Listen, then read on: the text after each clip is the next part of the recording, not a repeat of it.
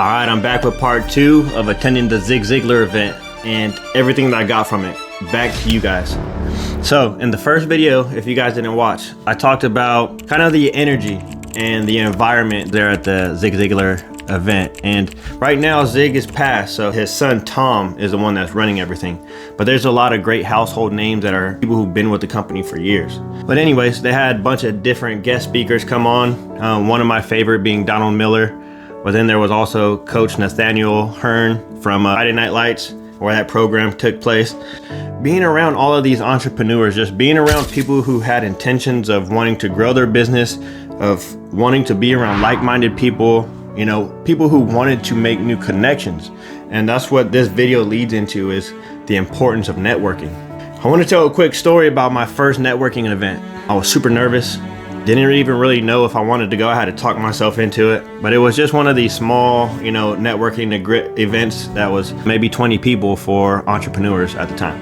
And I had just started my business. And so I was just looking for connections. I didn't know if I wanted to try to find a client. I didn't know if I wanted to try to find guidance, someone who can help me do a service, like, you know, maybe an accountant, or, you know, someone who can help me with lead generation. I didn't really know what I was looking for. I just kind of went in there blindly, but I want to talk about the importance of everything to come from a networking event like the one that I did here in Dallas, Texas.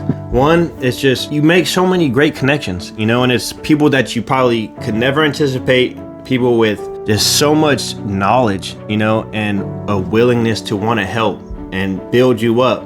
It's crazy, but getting into these types of environments and communities is one of the biggest things that helped me go from broke to being successful. And I kid you not, like some of the greatest connections that I've had of people in the business world, not just the business world, but even in my life, come from events like this. And I say my life because I've met so many people at these events that they were there for the right, same exact reasons as me. They want to grow their business, but they want to give back. They want to contribute out beyond themselves. And when you find people with the same intentions of wanting to do for others, that's the first most basic benefit of going to these networking events, is just the connections that you're going to be able to build. But how do we utilize and take advantage of the opportunities that these relationships provide for us? So that's what I'm going to go into. I meet all of these amazing people and I start building these relationships, but I'm over here looking like, okay, nothing's like pointing out to me that's clear about how I can benefit from this relationship. I mean, aside from just having a great person on my side and knowing that person, but I'm talking about specific business here. Well, there's this one lady that I met that her and I just vibed. You know, we were talking, and she ended up having this new service in the cryo industry, cryotherapy. So these are those tanks you get into, full body, it goes down to like negative 300 degrees. You're in there for 3 minutes and it does all of this great stuff for your body.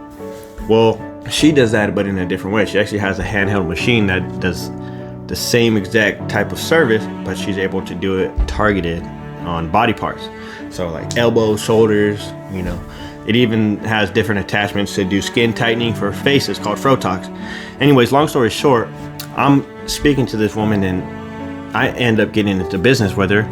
I start a business, which I actually have my own cryotherapy, you know, business. And this has just turned into something that has provided me the opportunity to help people in my family. And what I mean by that is I have so many businesses that right now I'm at a part where I start businesses and I partner with people who aren't necessarily entrepreneurs. They have potential, they just haven't taken the risks or the actions to get stuff started for themselves. And I put them in place, give them the training that they need, and I build my businesses that way.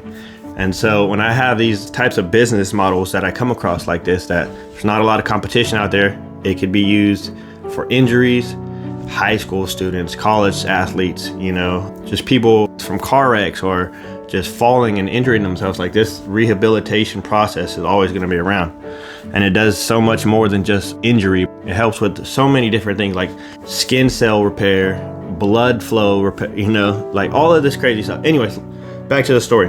Just having that connection and building that relationship to where not only did she get me in to help on this business, the reason why I did it is because the relationship we built, she wanted to make sure like, hey, if you do this, you have me. You're not just buying this service, you have me. I'll make sure that you succeed. And that all came just from opportunity and just looking just to see what could be out there. And I have so many different stories like this. You just need to start getting around people and just start seeing the magic and the opportunity, because when you're there, your brain is going to start making up different scenarios of creating opportunities. That's what we are. God's a creator. He created us to be co-creators. So one important thing that I want to talk about in networking and when you're going to these types of events is, yes, we covered about the benefits of what will happen for us.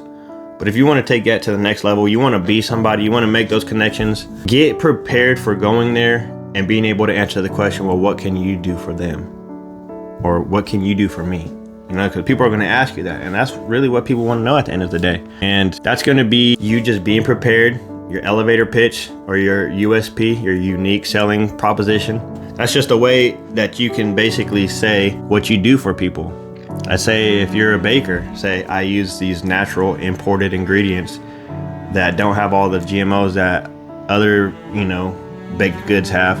And I do this process where it's a 2-day process to where, from mixing it and letting it sit to baking it and getting it out to be presented, there's this whole process that makes it eggs different. And the benefits of you is that you'll be able to eat this stuff and not put on not even half the weight that you would from eating the normal stuff, but also that you're not going to have all of the crashing from all the sugars and chemicals in it. I don't know, I'm making stuff up, but or if you're a fitness coach, I teach people how to come up with a plan based on their specific body type. Because yes, there's hundreds of diets, but two people could be doing the same diets and get different results because their body type's different. Their digestive system's different. The way their metabolism works different based on different patterns of eating. And because you know all this, you've specialized in working with one certain body type and you know how to add value to that person.